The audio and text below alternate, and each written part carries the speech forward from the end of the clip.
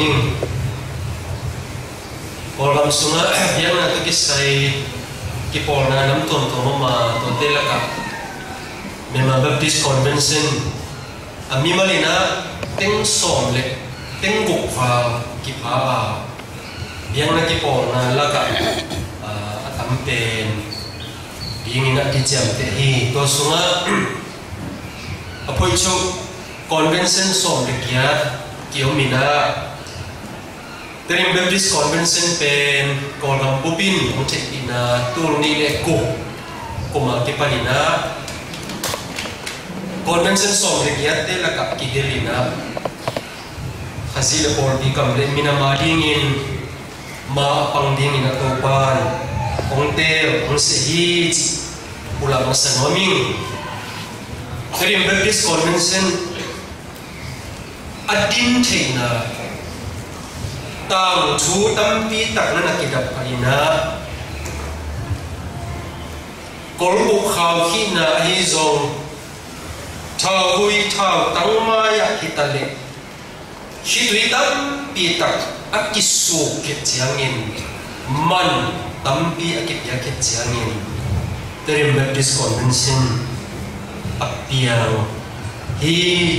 ulang mamia Tulai takina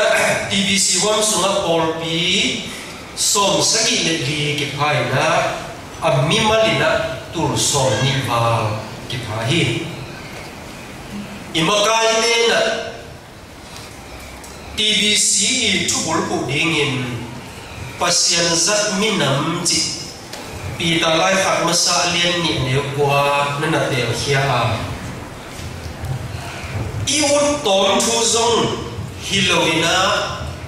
pasien isam asak nato ongtel hi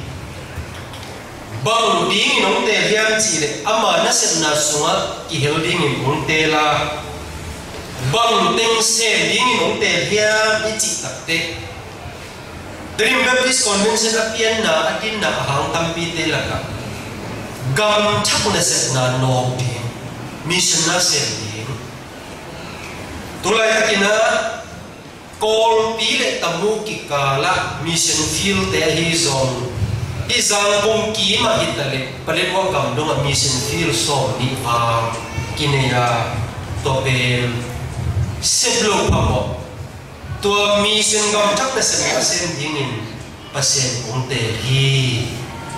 to magangin pasianina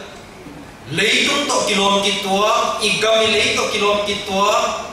asep no pambang pa ascending hotel ahina telaka Terim Baptist Convention ina kumsom sung sep dim porhat gengna kineya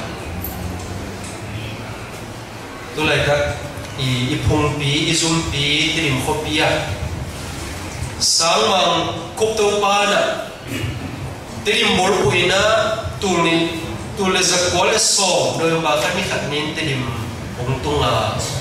tua mapeka tule zakwale kwa kuma kipan terim sangma huang ichi eka saki apadek tak terim sangma huang sangma te tumpana ilu agam sangma huang sangma in chi te hizong TBC na Zumin takin ita ding cite kumza cin isi je hall cite akipan setting vai tampi tak geng na bom na nehiya tole tulai takina TBC ci bang hiya TBC ci kwa hiam ci kidong ding hile hunbi sa pen mi so kipa a tunina Terim Baptist Convention ci pen zuma na sem mi so te hiloina nang le ke hi ha TBC chi pen kwa tang tang he lo ina nang le ke no chi om lo ko chi om lo ina nang ma TBC na ina thu to pulang ming pasianina asep no te ei tung ton zo ong ge lo hom sakina sep ya te na ding in agera hom na te mi mal tung ton in pol ki tung ton ina sema topen akisable mimao Paul pi in konte ong zang dinga tunin nang hang chi sakin nang ma tung tonin Paul pi tung tonin pasienin ama na sen ding ong tel hi pasien ong zang ding ong tel hi phot phot ayaw tunin na ipok ding na ene ong zang tak pin ichi nyam chi pe Trim Baptist Convention i din mun hi ami malin zong tom ang sum tha zong tom hiya convention dang te tu ikit te jani ithanem na zong tam piom aya mi mal tur som ni te tha le in ne sa chi zong e ya bang om pe ma lo pasien yang panang patinga vi ve hilal hi amma mina dingin isek nok na le pasienin Trim Baptist Convention tuntoni sem lo ding hi chi pen zoom lampanina lungsim khensa na le ki khamon na hi chi ong pula no hi Trim Baptist Convention to khut kile ni na ma pang nuam tham na le lung dam tekina ki mo hi chi zo pula no ming tu tung abesa ni bi khat song MBC na Future MBC workshop khatong sama dote EC meeting ka kom ding ina ong sap na le zanina chudot pia hi siapa se nawai zong se smith de to hi zong sun khat pun la thema dote tuni ma zong chudang dang tam pi te kom kala abesa kum khatwam laina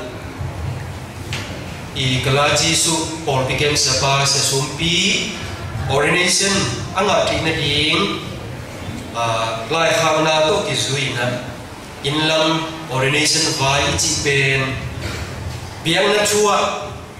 asang pen ki pa toy chi chang in min le za hi na set kwan ding chi le hi ordination biang ding chi te Paul pen isek sakma ma ahi manin itu pen tunau pang hilo tuliat ahi manin cito ordination vai inquiry umpai kom dingina inlang panina gel na hi ki hom kit jangin isi teto TBC ayo umpai hi tulai ta TBC Vice President Parliament Kaiser China hi zong TBC Minister Council Chairman pa Robin Tango Khuk to hi zong